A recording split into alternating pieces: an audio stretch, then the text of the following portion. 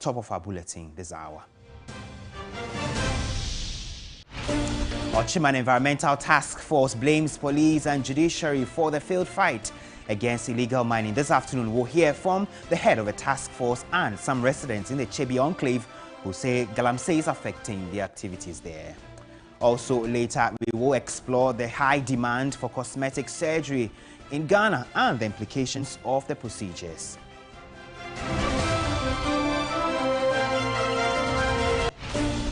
On the international front, fighting intensifies in Sudan's capital, Khartoum, shattering the latest ceasefire aimed at allowing people to flee the city.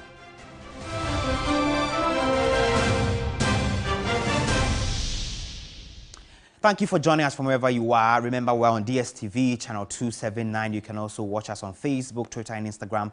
It's TV3 Ghana. Let's begin with a subject to do with Galamsey, which has been top conversation. In the last 2 weeks, the Ochimani Environmental Task Force has come hard at the police and the judiciary for the failed fight against the menace. Head of the Ochimani Task Force, Okwajiman Apeja Ofori, told my Eastern Regional correspondent Yvonne Nikwe the inefficiency on the part of the police and the judiciary, on the other hand, is to blame for the continuous degradation of the environment in Chebi and its environs. We have so many challenges in terms of illegal mining. You see, the miners themselves have guns in their possession. So when you are going there, it's not easy. And the police too doesn't respond to our call earlier. In the country, we have power of arrest. So even if not this task force, and you see somebody doing something wrong, and if you can arrest the person, you can arrest the person. Okay, but you know, it's not easy as such. When we go to some places, you see, they try to come against it, they try to counter us. So when you call police, it will take about 3 hours before they respond. By the time they come, they all left. It's illegal. Some people are coming, even today we arrested some people from Bole Bamboy. People came from Paga, wherever, to do illegal mining, and they are using detective machines to detect where the gold is. So they will dig until the sun will stop. You see, they have been spoiling some people for cocoa farms and what have you. It's not easy as that. Look, I can show you some people's house. I went to a Sino and the other place. Some people's house where people are being money over there. So many places. Abomosu, Sankubasi. Yesterday, 3 days ago, we went to Sankubasi and arrested some people. Do you know what has happened? This nothingness has come to attack us with mob. It's not easy. They were about 300. So how can they come from north to destroy some people cocoa farm and whatever? Food stuff. How? So it's not easy as such. So it's not easy. So every town that you go, you see money over there.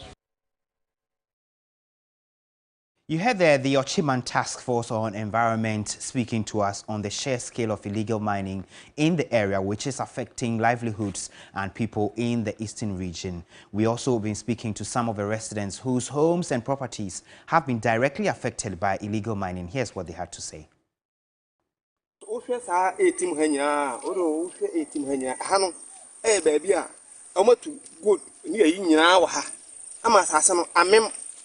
Medana nisi hodada ansa no mo be za go da djuma ntia ma ye dan ye sisi wa ha nyina na dan nyina memem eti foto a ni nyina efi soro ho na begu ye so wase a nkopo no mko se foto ha na ka papa o pa be hwa nka wura kwa be ho ma e ya de dentem ha no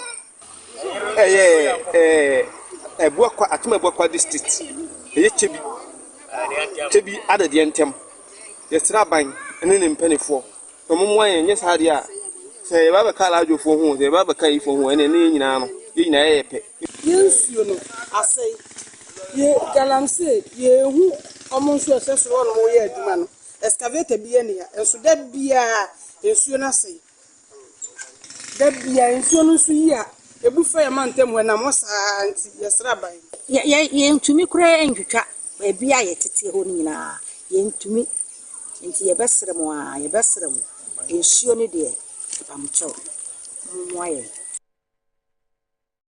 There's some residents in Chebi. They're speaking to our correspondent Yvonne Nikwe, basically speaking about the impact of illegal mining on their water bodies there. And in fact, some of their homes have been affected to the extent that whenever the rains come, the homes get inundated with flood waters, which didn't used to be the case before illegal mining became rampant in the enclave. My colleague Noble Crosby Annan in the following report has been reflecting on the week when the presidency has been fighting back and the National Democratic Congress has been milking the political capital from the recent round of Galamsey conversations. To some, Galamsey has been fighting back this week. To many of those mentioned in the explosive 37-page report by the former chairman of the Interministerial Committee on Illegal Mining, Professor Frimpong Boateng, they are merely seeking to correct what they have called untruths, half-truths, and misconceptions. Only this Friday, legal practitioner, leading member of the NPP, and the powerful cousin of President Akufo-Addo, Gabi Okyere-Darko, filed a 10 million defamation suit against Professor Boateng. He also wants an order for a perpetual injunction to restrain Professor Frimpong Boateng, whether by himself, his servants, agents, or assigns, from repeating similar or other defamatory words against him, Gabi. Professor Boateng's report had suggested Okyere-Darko had attempted to peddle influence after his committee stopped what they were convinced was an illegal mining operation. Okyere-Darko insists he was merely acting on behalf of a client.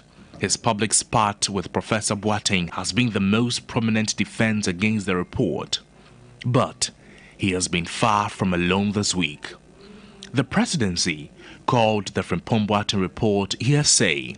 Then they went a step further, busing journalists to Chebi to try and ascertain claims in the report that Galamsey had affected parts of the president garden 3 years after the report. That the Galamsey conversation has been intensely sustained has been music to the ears of the opposition, the National Democratic Congress. Former President John Dramani Mahama on his campaign round said the former minister and chair of the committee leading the fight against Galamsey has in the report revealed that the Galamsey activities are done by NPP bigwigs. Nipa na oya minister ana Galamsey nsem ne adeade o hwe so o si ano ne adeade ono kasa abeka se Galamsey a omo ye no eye MPP mpanyimfo no na eye sa Galamsey no. Now, at the prompting of NDC MP Roxane Dafia-Mekpo, the Commission on Human Rights and Administrative Justice has begun investigations into the issue. The procedures of the Commission require first that we would undertake an assessment of the complaint, the standards expected of a complaint that can be admitted for investigation. So we will do the assessment. We will determine which of the mandates, if any, have been invoked by the petition. The NDC has gone a step further, calling for an independent investigation into the claims made in the report. But National Communications Office of the party is in no doubt the report is the most definitive evidence of how President Akufo-Addo has managed the fight against Galamsey. Frimpong Boateng's report has exposed the duplicity, the hypocrisy, the dishonesty of President Akufo-Addo. President Akufo-Addo ended up making Galamsey a free-for-all enterprise for his party members and government officials. So much so that today Frimpong Boateng says the Jubilee House is the headquarters of Galamsey in Ghana. And that from presidential staffers like Charles Niteko Tego to the personal assistant of the Chief of Staff Protozwa to the Director of Operations at the Presidency, Lord Comey, they are all actively engaged in Galamsey. Former Minister Titus Glover, however, says the Galamsey conversation has been politicized, but thinks it is important for the police to address some of the issues raised in the report. This extortion of monies from Galamseyers, I don't see, and something, the police investigation will come out with some of these things. They should be invited. this guy from Peace FM, this Kowusi gentleman, and all those who matter in this envelope of these accusations, do you understand, must equally be invited. And that's why I'm urging the police. Please don't go to sleep. The president has referred this matter to you. So, in all of this back and forth, accusations and counter-accusations, have those officials in the presidency provided any compelling evidence to believe them and not Frimpong Boateng? Political commentator and private legal practitioner Martin Kpebu does not think so. When the thing is so bad, like what Frimpong Boateng presented to the chief of staff, it doesn't matter that there was no transmitter letter. It doesn't matter that there was no separate report to cabinet. The most important is that did he present a document? Was he worthy? So that response from the presidency is hogwash. If a professor, your own minister, that you found worthy to appoint him as a minister, brings you allegations and you think they are not worth investigation, then Master, look, let's close shop and go. We are doomed. However, political marketing strategist Dr. Tutu Boahen believes government may be shooting itself in the foot with its handling of the issues. The responses that I have heard and read, are not the kind of responses that, discerning minds may just accept and believe it to be true. Or probably you are exposing yourself more, for questioning. And that is where I think that government is not doing well. Because if you look at the responses so far, there are a lot of gaps in there. It is unlikely that we have heard the last of this gripping tale, while Galamsey, part of what renowned evangelist Lawrence Tete calls the nonsense in Ghana that must stop, eats at poor water bodies. We have a collective responsibility to stop Galamsey. And stopping Galamsey has nothing to do with government alone. It has to do with us too, the communities, political leaders, security services, our traditional rulers. Let's take a step away from illegal mining. Now, being a basic school teacher in rural Ghana can be an unpleasant experience. You'd have to endure working in poor school infrastructure and in some cases without teaching materials. But that's not all. Sometimes even access to the school is a real struggle. We've been spending some time in the Northeast region documenting the stresses teachers go through daily just to do their work. Another day, another time to ride glaring challenges as teachers living in deprived areas to deliver on their mandate. From the northern regional capital to the Mamprugu Magduri district could take up to 3 hours.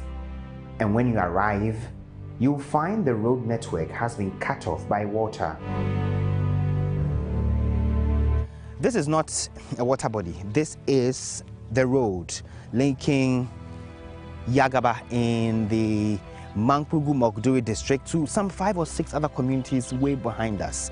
Whenever the rains come, it cuts out everything. Socioeconomic activities grind to a halt. Teachers are unable to move from one end to the other to teach pupils, many of whom are dotted across communities like Sakbaba, Prema, So, Wuyima, Kusobi, Namu, and others, all of which are way behind us. Al-Hassan Tijani is a teacher at the Yagaba RC Junior High School, whose journey to school has been affected. His motorbike would simply not spark.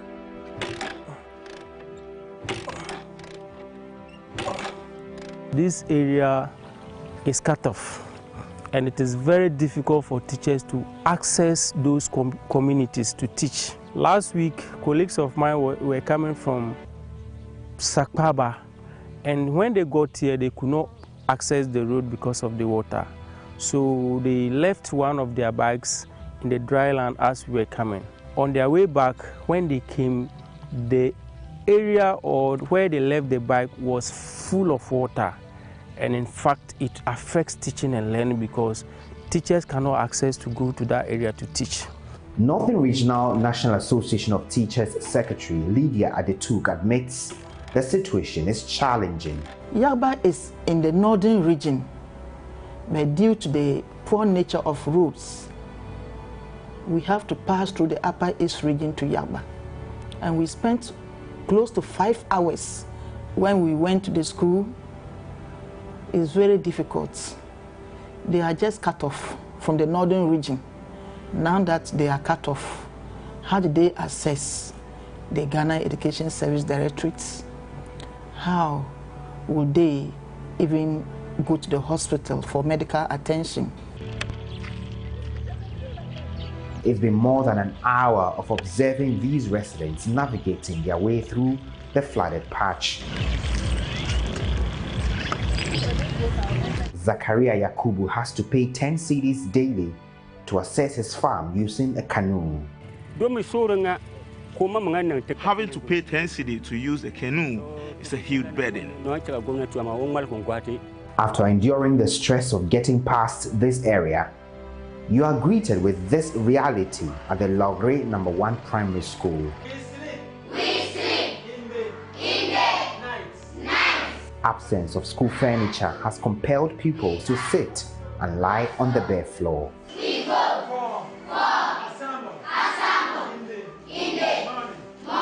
Sugla Singer is a teacher who handles classes 1 to 3 all by himself. There's no furniture and no teachers. So, and enrollment were about 366 in the school, KG and the primary school. And there's only 6 teachers. So no table for us. Even the textbooks too, we don't have textbooks.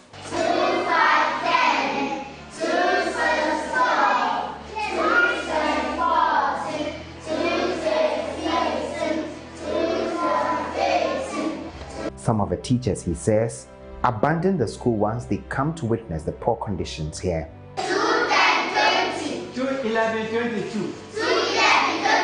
Chairman of the Northern Regional Chapter of NAT, Atalomia, has been on the trip with us to see things for himself. In our collective agreement, there are some incentives that we have agreed and government signed for our colleagues who are sacrificed themselves to be serving us from these various parts of the region, that we want to appeal to government to try as much as possible to implement some of this collective agreement just for incentives for our colleagues who are here. For example, the hard to reach area, we have 20% of your gross salary as a package for you. Accommodation is also there, and any other allowances that are legally due to the teachers in our collective agreement. So the Sustainable Development Goal 4 targets to build and upgrade education facilities that are child, disability and gender sensitive, non-violent, inclusive and effective learning environments for all by 2030. This target addresses the need for adequate physical infrastructure and safe, inclusive environments that nurture learning for all, regardless of background or disability status.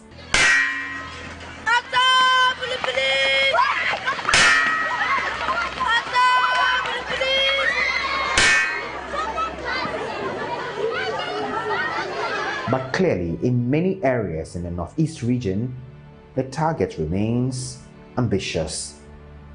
In the next episode, we will highlight the challenges with accommodation and how it impacts the output of the teachers in these rural areas. Komla Adom, TV3 News, Northeast Region. Let's also stay with education a while longer, because the National Teaching Council has warned non-professional teachers in both private and public schools to acquire authorization to teach or face the full rigors of the law. According to the council, this is to streamline activities within the teaching space and also to comply with regulations in the Education Regulator Bodies Act 2020, Act 1023. Enoch Kwesi Jetia is Executive Director of Ghana National Council of Private Schools. He's joining me in studio for a conversation. Thank you for joining us. Thank you very much. So this latest ultimatum that has been given by the National Teaching Council, you must be aware of it, and what steps have you taken so far to meet the ultimatum? All right. So as teachers and proprietors and all the activists in the private education space, we support teacher professionalism. And in that sense, there has been a lot of engagement with the Private Schools Council and other associations with them, the NTC, National Teaching Council, in ensuring that persons working in the private education space are professionals. Even though there is a saying that the kind of educational background that these unprofessional teachers give to the private education is a very solid one. However, there's a need for them also to be compliant in terms of the regulations. So at 1023, Section 80 grants them some sort of permission to be working within a period of 3 years, and therefore fostering your steps to become a professional teacher. So it was since 2019 that we started the engagement, and we all have resolved that from now up to 31st of this month, all persons... You mean May? May. Right. All persons desirous to become professional teachers, teaching in the private schools, should register through their school. And such process is solving two major issues for the private education space. One, the teacher professionalism that we have been heckling around, that private school teachers are not professionals and all that, will be solved. Then the other aspect is that, you know, teachers come to private schools and they move frequently. And that issue has become a challenge for the private teachers. Proprietors feel very unsecured to even put in some sort of compensation and sort of, let's say, support schemes for these teachers, because when the moment they, let's say, you work with them, you cannot guarantee their activities with you for a longer period of time. So we are now going to have a sustainable workflow, let's say, workforce within the private education space. And then we groom them to become professional teachers. And that will enhance the quality of education that we are delivering at the private education front. Okay, so the collaboration between you and the Teaching Council is ongoing to get this done by the end of May deadline? Yes, it's ongoing. What we have not actually resolved is based on because there's going to be some sort of training for them. So we are looking at the kind of pedagogical content that are being put together. It will go through a sort of a rigorous assessment, then it's been approved. But as we speak now, a portal has been activated through the NTC's portal. The council has also issued a communique, and we have activated our outlets at the registration point where our members can go in and then they will be assisted. So we are assisting them to onboard and have the total number of persons who want to become professional teachers. And one thing is that we need to highlight is that these, let's say, licenses or let's say permits are not transferable. What it means is that when a person registered within this school and the authorization is given to or granted to such a school, that person is within the school. That person wouldn't be allowed to carry that kind of authorization to another school. If you want to do that, then it means that you are relinquishing your previous authorization, and then the new school applies for that. But there will be some sort of sanction questioning and other things from the previous school to find out your credibility in terms of why you are moving and all that. That is not also to say that we are restricting the teachers, but just to ensure that when we grant you that authorization, we have secured that whatever you are going to do, the liability will be lesser than somebody who is not under any supervision. I know there was a private school teacher continuous professional development project which was supposed to train some 2,000 teachers at the time. How has that also gone? That has been done through the support of Ministry of Finance. You know, as at 2019, we were about 80% of private school teachers that were classified as unprofessional teachers. So we called on other stakeholders, Ministry of Finance and other partners to come in and support us.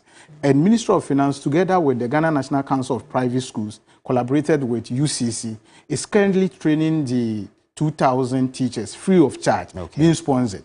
As we speak now, USAID, through support from Opportunity International, has also adopted 17 districts in the northern region so that teachers within that space will be trained by UDS free of charge.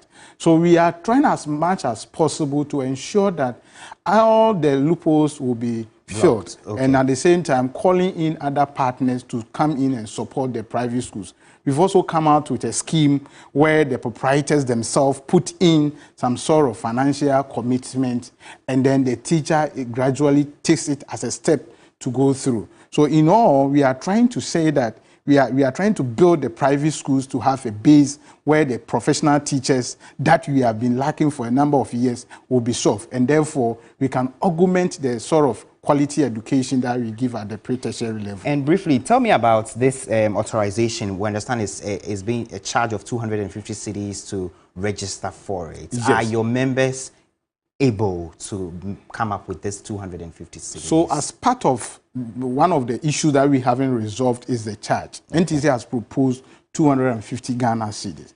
And within that 250 Ghana cedis, we have 100 cedis earmarked for the registration. And then the 150 Ghana cedis earmarked for training programs. Okay. So we are talking to NTC to have a sort of payment systems so that the burden will not always be on the proprietor to pay this. Because assuming you have 10 teachers that you have to register them, you can do the math and know how much you are going to pay. And this economic system, less period that the economy is not all that flourished, it becomes very difficult paying your regulatory and statutory taxes and all that. So we are in good, let's say, platform discussing with NTC to see how best we can all come up with a strategy that will support them and also support the private schools as well. Okay, thank you very much. You're welcome. He is the National Executive Director of the National Council of Private Schools. We'll be coming back to you by the end of May to check on the updates on this particular process to get the authorization for the teachers. Let's take a step away from that. A member of Parliament for Tema West, Carlos Ahinkra, says NPP presidential hopeful Alan Kojo Tremantin is the best candidate to lead the governing New Patriotic Party into the polls in 2024. Speaking after a walk for Alan in Accra to rally support for the presidential hopeful, Carlos Ahinkra noted the traditions as has been followed by the party means it is time for Alan to lead the party. We've seen how we've selected our leadership. We've seen how we have indicated to people who want to actually jump the line to understand that, hold on, when it's your time, you suddenly come on the street. The tradition of the party lives on. The competency of Alan is not in doubt. He has done so much from President Kufuor's time. You all understand, you all remember the PSI days. Presidential special initiatives yielded so many factories. That was government-sponsored factories. Look at what he did in President Kufuor's time. One district, one factory. About 290, almost 300 companies. Let's bring one of our headline stories this afternoon. The demand for cosmetic surgery in Ghana is certainly on the rise. Many people are now seeking these procedures as a means of enhancing their physical appearance and boosting their self-confidence. My colleague Emmanuel Samani has been exploring the cosmetic and aesthetic procedures and has come through with a report which speaks to some individuals who have gone through the procedure and under the knife, and then also others who are battling the complications of some of these procedures in the following report.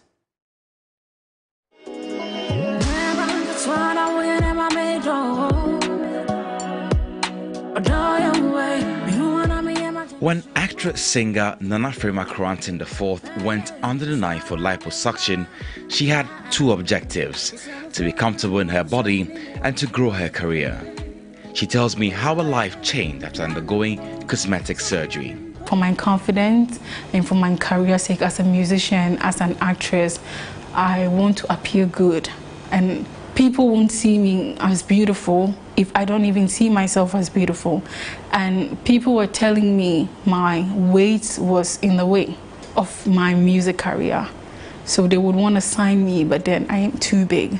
However, her expectations after the cosmetic surgery, especially where her career is concerned, were not met. It didn't boost my career in any way, but did it give me some sort of fame? Yes. However, I started doing my thing, but with what I thought that probably after I would get record labels signing me ASAP and all, it was not really like that. Cosmetic surgery involves a range of procedures designed to improve the appearance of the body. These procedures can include everything from Brazilian butt lift, popularly referred to as BBL, to tummy tucks, to breast augmentation, to men getting their six-pack abs. While some people choose to undergo these procedures for medical reasons, such as correcting a deformity or restoring function after an accident, the majority of patients undergo cosmetic surgery for purely aesthetic reasons. So why the sudden increase in demand for cosmetic surgery in Ghana? There are several factors that may be contributing to this trend. The rise of social media and celebrity culture has led to a greater emphasis on physical appearance, and many Ghanaians are now striving to achieve the same standards of beauty. Dr. Kwame Abrakwa-Yenchura, popularly referred to as Dr. Curves, has been into cosmetic surgery over the past few decades. Every week I do a case. Sometimes I do 2 a week. The commonest one is liposuction and then butt lifts, popularly called BBL, that is Brazilian butt lift. I'm sure if Africans had been the first to introduce the procedure to be African butt lift, because we are well endowed than even the Brazilians. He says in the past, cosmetic surgery was often viewed as something that was primarily pursued by a woman, but in recent years there has been a notable increase in the number of men seeking these procedures. The men mostly, they come to get their six-packs appearing. It's there, but fats deposit on it. So they come to improve it. You remove the fat and they get an appearance. Some of the men also tend to develop female breasts. We call that gynecomastia, and we also work on that. Another situation that also brings people to improve their body is childbearing. So it gives an appearance of a very big abdomen or stomach. So you need to improve that one. Despite the increasing popularity of cosmetic surgery, there are concerns about the risks and potential complications involved, and even death in rare cases. For Nana Frema, if she had the chance, she would do it all over again. I didn't want to go out. I was losing my social life because of that, because I didn't appear good. But afterwards, I was okay walking into anywhere I wanted to walk to, and I had enough confidence to go anywhere to, yes, and I was less timid than I used to be. So I think it was okay. I mean, I would do it over and over again because of that reason. She, however, noted that individuals who want to undergo cosmetic surgery need to be content with the results of what they get, because these procedures could be addictive. They need to have a lot of therapy too, and psych their mind. They need to be ready, because imagine me, I got liposuction 6 years ago and I haven't gotten liposuction again. So when you see my body, it was certainly not like it used to be, but then I still don't have a bad body. They need to psych up that, okay, I'm going in for this. I'm doing it for myself. I look good, it's enough. Because when people go in for it, they end up doing it after 6 months, after a year, they end up going back, and then they look botched. They don't look natural anymore. While cosmetic surgery may not be for everyone, it is clear that the procedure is becoming an increasingly popular option for those seeking to improve their physical appearance. As this trend continues to grow in Ghana, it is important for patients to carefully consider the risks and potential benefits before undergoing any procedures.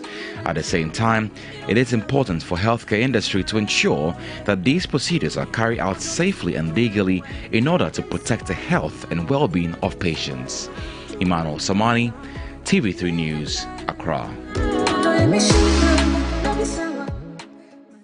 On that note, we take a break here on Midday Live. If you stay with us after this break, we have more stories plus sports, entertainment, international news. Don't go away.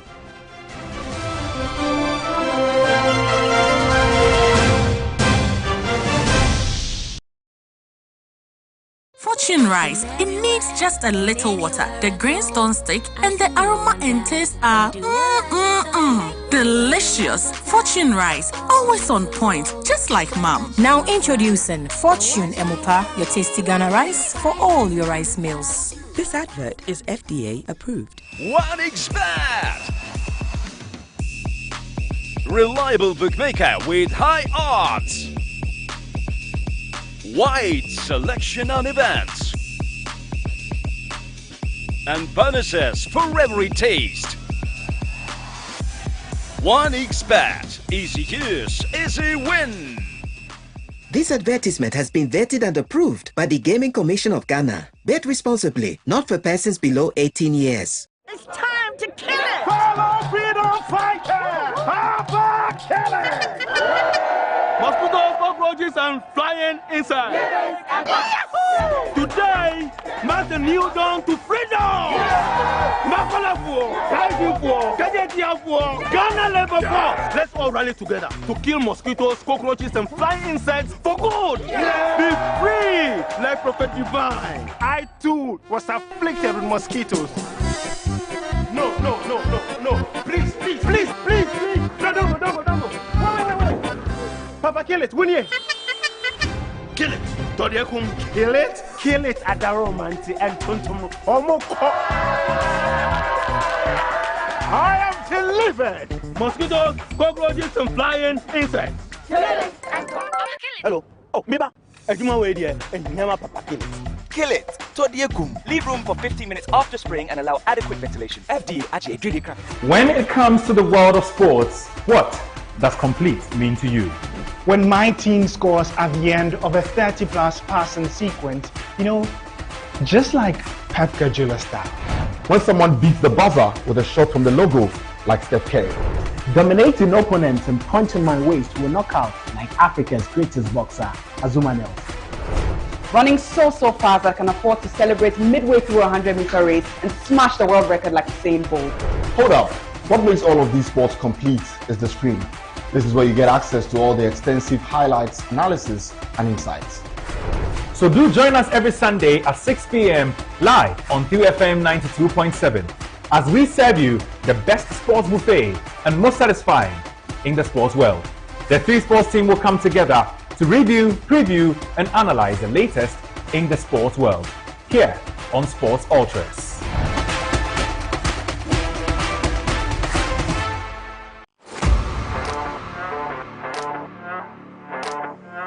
Last year was massive. This year, it will be the bomb. Tour du Ghana, the ultimate cycling event in the sports calendar, happening on the 20th and 21st of May 2023. Confirm your participation. Registration fee is 200 Ghana cedis for single riders, while 100 Ghana cedis goes for clubs with 10 riders or more. Your registration comes with personal accident cover, accommodation, feeding, and transportation. Start point of the tour is from the West Hills Mall, SCC to the Takrady Mall, and from Takrady to the Cape Coast Chapel Square. For more details, contact 0244-893758 or 0546-063-747. Tour du Ghana, happening on the 20th and 21st of May 2023. Be part of the excitement. 3FM Tour du Ghana is brought to you by Super Yogo. The fishing industry in Ghana is of prime importance to the economy and the well-being of the people. Sadly, this critical industry faces a hidden threat that threatens its very existence and survival. Join us as we shine our spotlight on the canker of illegal fishing, a practice that has devastated our marine resources, depleting our fish stock, leaving our fishermen with empty nets, fish processors struggling to survive, and our communities in dire straits. We delve into safe fish handling and processing, certification and licensing schemes. We focus our sharp lenses on child labor and trafficking in fishing communities to demand accountability and responsiveness from duty bearers. Join 3 Foundations advocacy for Ghana's fisheries recovery through missions compelling and captivating advocacy. Keep an eye out on TV3. This program is under the auspices of the Feed the Future Ghana Fisheries Recovery Activity, funded by USAID, from the American people, live on News 360 and across all Media General social media platforms.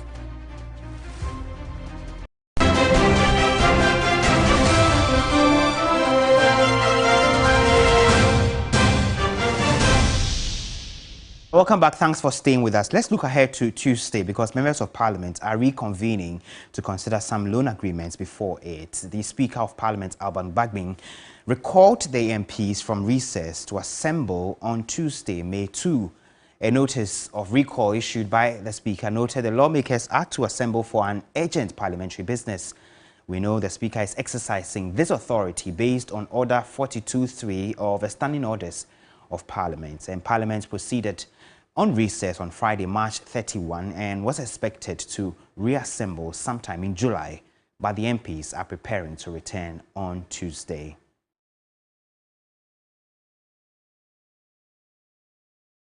And here's why the MPs will be expected in Parliament in 24 hours. Parliamentary Affairs correspondent Komla Kluche looks ahead to what is already shaping up to be a busy day on Tuesday.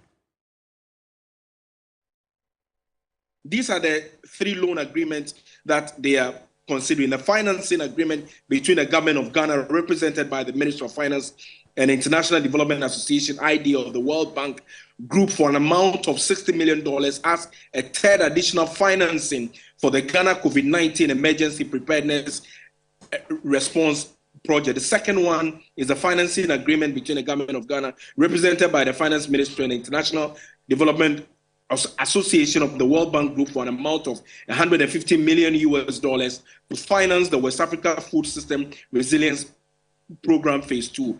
And the final one is on lending agreement between the government of Ghana, represented by the Ministry of Finance and the Development Bank of Ghana for an amount of 170 million euros to support the establishment of a financially sustainable development bank under the finance contract agreement between the government of Ghana, represented by the Minister of Finance. So, after the back and forth, the majority leader pushed that this loan agreement should be passed. In fact, the Finance Committee has already considered them. The report has indicated the decision was just a majority one on the Finance Committee. The minority is averse to this because for them, this is adding up to the already ballooning debt that the country has had. Sources within tells me that, well, all of this is as a result of the conditionalities that the IMF is looking at. They need to be able to have some firm backing in terms of financing, in as much as they are seeking the $3 billion bailout. So all of this are things that the IMF is equally pushing undertone for them to be able to have before they will be able to get the $3 billion that they are seeking from the IMF. And so we'll keep our eyes on the House after tomorrow's holiday. That's on Tuesday as the MPs reconvene to consider their loan agreements. Away from that, former President John Mahama has urged the chiefs and people of Gonjaland to strictly adhere to the laid down customs and traditions of the founders of a kingdom to settle all chieftaincy and succession disputes. This, he believes, will consolidate the peace of a kingdom and also open the Savannah region up for development. Addressing the 47th Annual Congress of Gonjaland Youth Association in Pembi, the former president, while applauding the leadership of the association, admonished them to establish contacts with other ethnic associations to see to a peaceful resolution of boundary disputes. A very proud tradition that we must continue to protect. And it's my hope that in places where chieftaincy conflicts occur because of succession, we would urge that tradition is adhered to strictly so that we're able to eliminate these conflicts. And the Gonjaland Youth Association to establish a contact with the other youth associations from the other ethnic groups like the Mapuche Youth Association, the Goba Youth Association, and all the places where we have disagreements with our land boundaries and seek a peaceful resolution to these issues. National President of the Gonjaland Youth Association, lawyer Mohamed Amin Osman, appealed for the creation of some additional districts in the Savannah region. I wish to respectfully and humbly appeal to the government, benevolent organizations and individuals to team up with the association to develop Gonjaland and also to harness these natural resources on our land. For his part, Paramount Chief of the Pembi traditional area, Pembiwura Bambange and the Fuso IV, appealed to investors to take advantage of the vast arable lands in Gonjaland to invest in agriculture. This, he believes, will not only provide jobs for the youth, but also ensure food security. The theme for this year's celebration is promoting peaceful coexistence and investment opportunities in Gonjaland, the role of the youth. You're still watching Midday Live from a news hub here at Adisawe Kanda in Accra. After this break, Kelvin Oswan will bring us the latest in the world of sports.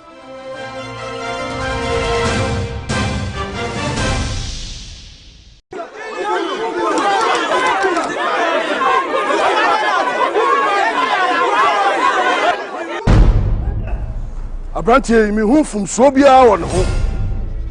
I see. Sa abrantie we o ka kire nkrofo ni se me mo bia anto home of line e wo so bia keke. Na o sa kwa so ajenkwa ohene sesai kan ni mpotam ni na odini nchesha dada manfo ase o madu poto. Miwi na mesi yan ka kwa ko ke ho se na wa se ho iti kono adale wodini oso yo wa himie wa hifa asasi anyone did do nyina ya mini meja dia emo ha se memo ni pa hunu ni eye na ye papa nei na ye papa ani so ni pa beto ni home appliances nyina wo kafam eso se woni wonye mim so fa so pe istay kafam so te atete woni ema no so akodu 65%. TV kese pa no boy se enso o ma so te o ya TV kese wa hifia oni how yeah, Abrantie me bisamu a obi antimi ka kire me de ntie se me kuno. Ensam o kan susu to asum. Afi wei ye de Yesu hu be che no. If so kan sempa. Afi fufro no ye be dwe. Maka famfo enso to. Anyhow. Hello? Kafam. Uma sorti Ponto Pilato mame. Digital Zakios, Michelle Kofaka from TV Kasian Brem.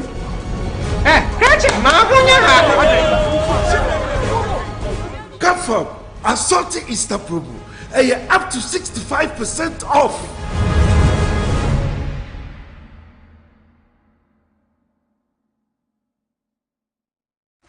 When it comes to the world of sports, what does complete mean to you? When my team scores at the end of a 30-plus passing sequence, just like Pep Guardiola style. When someone beats the buzzer with a shot from the logo, like Steph Curry. Dominating opponents and punching my waist to a knockout like Africa's greatest boxer, Azuma Nelson. Running so fast I can afford to celebrate midway through a 100-meter race and smash the world record like Usain Bolt. Hold up. What makes all of these sports complete is the screen. This is where you get access to all the extensive highlights, analysis, and insights. So do join us every Sunday at 6 p.m. live on QFM 92.7 as we serve you the best sports buffet and most satisfying in the sports world. The three sports team will come together to review, preview, and analyze the latest in the sports world here on Sports Ultras.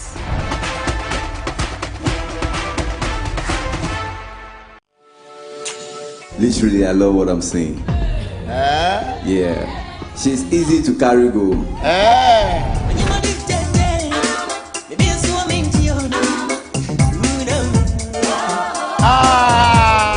House fit on point. The curves, giving us legs. Even the calories. You see? Me, I did check you. So forget everybody. Me, I did for you. All right. Joe, you are not going today. I'm not going anywhere. Allah. How far street? You don't run your mouth. I don't tell you that. I don't know why these boys are ranting. Hey. Can't you see we are 20? Look at my hair. Look at her hair. She's mine. Date Rush shows every Sunday at 8 p.m. on TV3. Don't miss it. Date Rush is sponsored by Rush Energy Drink, Airtel Tigo, Sense Body Spray, Duffy's Health and Beauty, Pepsodent Herbal, Geisha, Obuasi Bitters, Remy Spices, Give Us Herbal Mixture, Carnival Strawberry, Forever Clear, Acne Control Range and Multi-Fruit Set, Deluxe Acrylic Paint, Star, Dano Milk, Lawson Duray, Life doesn't come with a manual. It comes with a mother. This Mother's Day, Sunday, May 14th, give your mama and any other mother figure in your life the gift of quality time as 92.73 FM and TV3 presents a special event for all the amazing mothers out there. Join us for Dining with Mama, an exclusive Mother's Day lunch event in partnership with Turmeric Hotel. Come wine and dine your mom in style at Turmeric Hotel, East Legon, with a specially curated menu to excite your taste buds and amazing drinks. This event is the perfect opportunity to show your mother just how much you love and appreciate her. Win some prizes while enjoying great live band music, artist performances, and games on Sunday, May 14th at 1 p.m. Rate single 300 Ghana cedis and double 500 Ghana cedis. Tickets available at the front desk of TV3 and at Turmeric Hotel, East Legon. For reservations, call 0554 049778 or 0501 565638. Dining with Mama, celebrating the unbreakable bond between mothers and their children. This event is powered by TV3 and supported by 3FM 92.7.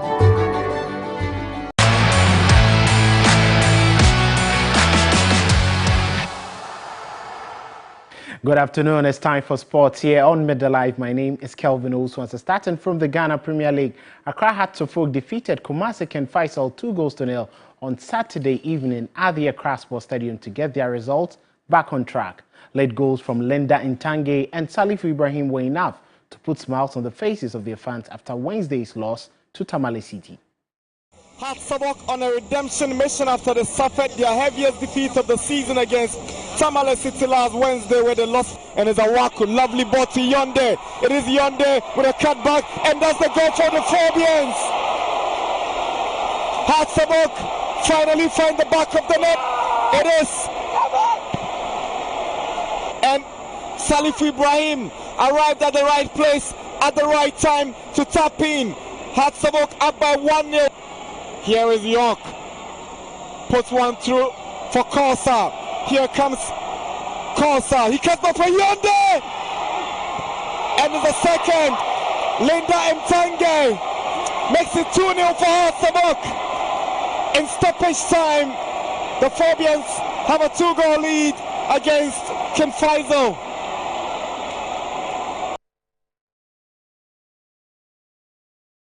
Hearts of Oak back in the top four. Now moving on to the English Premier League. Ghanaian duo Jordan Ayew and Geoffrey Schlupp both scored for Crystal Palace in their Premier League win over West Ham United at home earlier on Saturday. Jordan scored the equalizer in the 15th minute of the game after the Hammers had taken an early lead at the Selhurst Park. Wilfred Zaha then gave Palace the lead 5 minutes later, with Schlupp extending the Eagles' control of the game as he made it 3-1. Despite a late revival from West Ham, they were unable to take anything from the game as Palace recorded a 4-3 victory at home.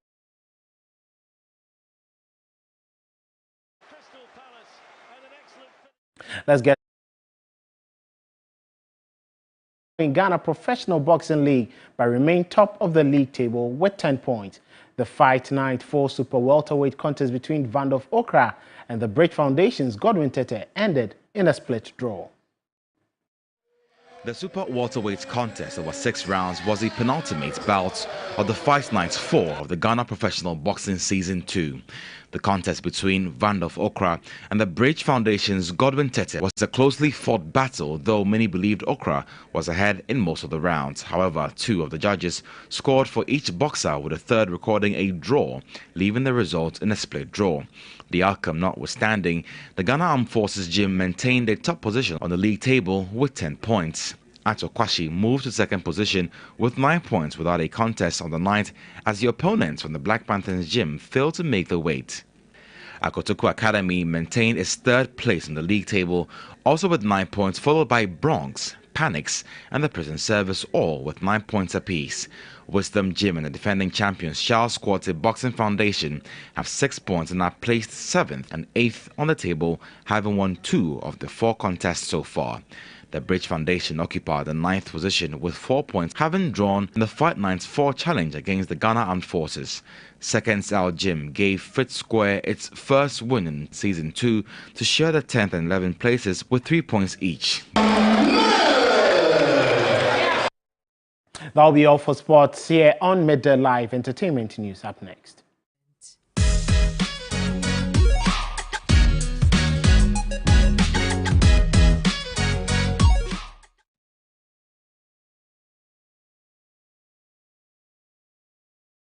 To some entertainment this afternoon, apart from getting the opportunity to perform on the Vodafone Ghana Music Awards night as part of the packages for winning the Unsung Act of the Year, there will be a free music video shoot for DSL. That aside, the songs of all the nominees will be put on rotation on 5 radio stations per region across the country. There are other exciting packages for nominees of the Unsung category. Let's check them out.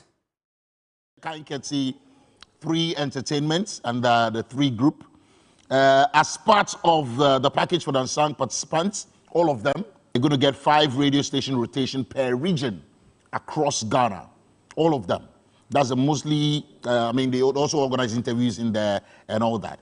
And then we're going to assign DJs for each nominee for a year. Ketsi, DJ Uga.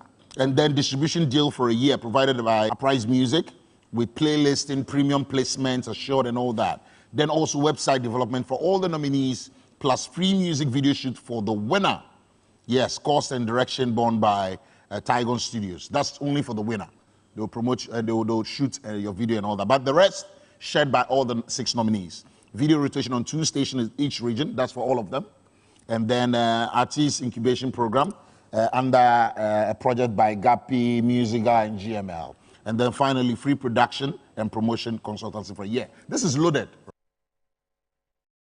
Now, Ghanaian Afropop, dancehall and reggae artist Stonebwoy has held a release party for his 17-track album, Fifth Dimension. The event, which went down at the Polo Beach Club on Friday night, saw the music superstar treat audiences to songs on his new album, including Life Money, Far Away, More View, and Therapy featuring Oxlade. Mama, baby,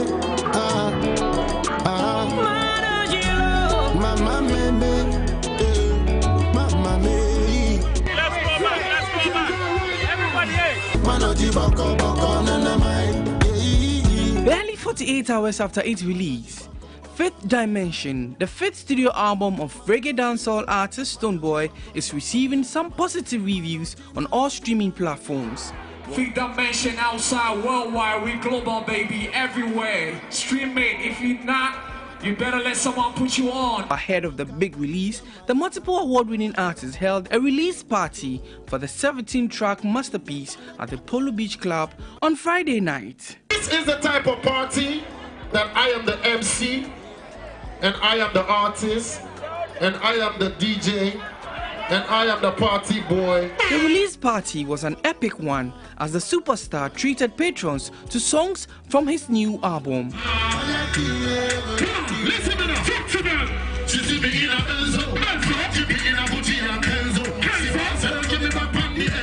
Reggae dancehall artist episode was among some musical talents that shared the stage with Stonebwoy. Check this one out, everybody. You have to scream Fifth Dimension. Episode you're making the re-dimension. We never say you know what it's on a dancehall team. Tell them. The release party was graced by friends, journalists, and other key industry stakeholders. Bro, this album is bad in a good way. It's been dropping several charts. It's representing, you know. It's breaking boundaries under 24 hours. Thank you guys for supporting this one. You know, I put in my blood, sweat, and tears. I put in a lot of money, a lot of connection, a lot of levels. I don't just talk, and I don't. Congratulations to Stonebwoy. Their time now for some international news. Fighting has intensified in Sudan's capital, Khartoum, shattering the latest ceasefire aimed at allowing people to flee to safety. On Sunday, the army said it was attacking the city from all directions with airstrikes and heavy artillery to flush out the paramilitary rivals. The latest truce was due to end late Sunday. Millions remain trapped in the capital where food is running short. That's all for our package this afternoon. It came to you live from our studios here at Adisawe Kanda in Accra. If you log on to 3news.com, you'll find a lot more stories there. I am Komla Adam. Keep watching TV3 at 7 p.m. News 360, 8 p.m. Date Rush, and also the big one, Onua Showtime with Anama McBrown, premieres at 7 p.m. on Onua TV. Make a date. Good afternoon.